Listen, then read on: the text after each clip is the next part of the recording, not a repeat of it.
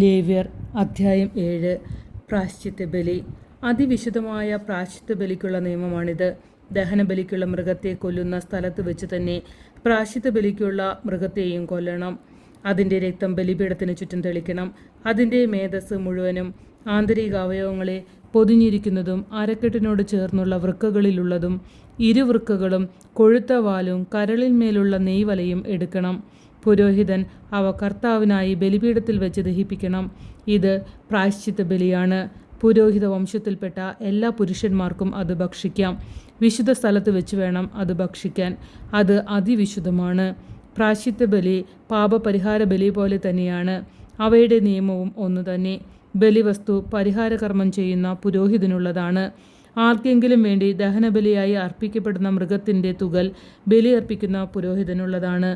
അടുപ്പിലോ ഉരുളിയിലോ വറച്ചട്ടിയിലോ പാകപ്പെടുത്തിയ ധാന്യബലി വസ്തുക്കളെല്ലാം ബലിയർപ്പിക്കുന്ന പുരോഹിതനുള്ളതാണ്. എണ്ണ ചേർത്തതും ചേർക്കാത്തതുമായ എല്ലാ ധാന്യബലി വസ്തുക്കളും അഹറോൻ്റെ പുത്രന്മാർക്കെല്ലാവർക്കും ഒന്നുപോലെ അവകാശപ്പെട്ടതാണ്. സമാധാനബലി. കർത്താവിന് സമർപ്പിക്കുന്ന സമാധാന ബലിയുടെ നിയമം ഇതാണ്. കൃതജ്ഞതാ പ്രകാശനത്തിന് വേണ്ടിയാണ് ഒരുവൻ അത് അർപ്പിക്കുന്നതെങ്കിൽ എണ്ണ ചേർത്ത പുളിപ്പില്ലാത്ത അപ്പവും എണ്ണ പുരട്ടിയ പുളിപ്പില്ലാത്ത അടയും നേരിയ മാവിൽ എണ്ണ ചേർത്ത് കുഴച്ച് ചുട്ട അപ്പവുമാണ് കൃതജ്ഞതാ ബലിയോട് ചേർത്ത് സമർപ്പിക്കേണ്ടത്. കൃതജ്ഞതാ പ്രകാശനത്തിനുള്ള സമാധാന ബലിയോടുകൂടി പുളിപ്പുള്ള അപ്പവും കാഴ്ചയർപ്പിക്കണം.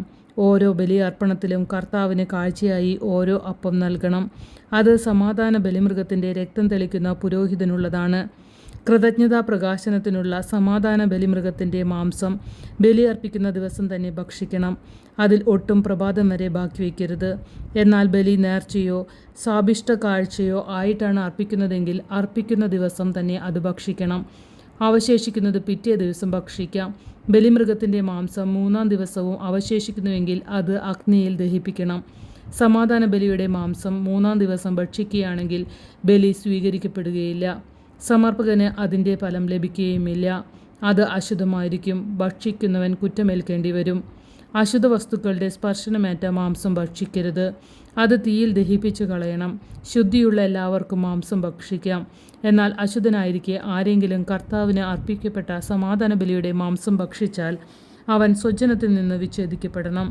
അശുദ്ധമായ എന്തെങ്കിലും ഒന്നിനെ, മാനുഷിക മാലിന്യത്തെയോ അശുദ്ധമായ മൃഗത്തെയോ നിന്ദ്യമായ എന്തെങ്കിലും അശുദ്ധ വസ്തുവിനെയോ സ്പർശിച്ചതിനു ശേഷം കർത്താവിന് അർപ്പിക്കപ്പെട്ട സമാധാന ബലിയുടെ മാംസം ഭക്ഷിക്കുന്നവൻ സ്വജനത്തിൽ നിന്ന് വിച്ഛേദിക്കപ്പെടണം. കർത്താവ് മോശയോട് അരുളി ചെയ്തു, ഇസ്രായേൽ ജനത്തോട് പറയുക, നിങ്ങൾ കാളയുടെയോ ചെമ്മരിയാടിൻ്റെയോ കോലാടിൻ്റെയോ മേധസ് ഭക്ഷിക്കരുത്. ചത്തതോ വന്യമൃഗങ്ങൾ കൊന്നതോ ആയ മൃഗത്തിൻ്റെ മേധസ് ഒരു കാരണവശാലും ഭക്ഷിക്കരുത്.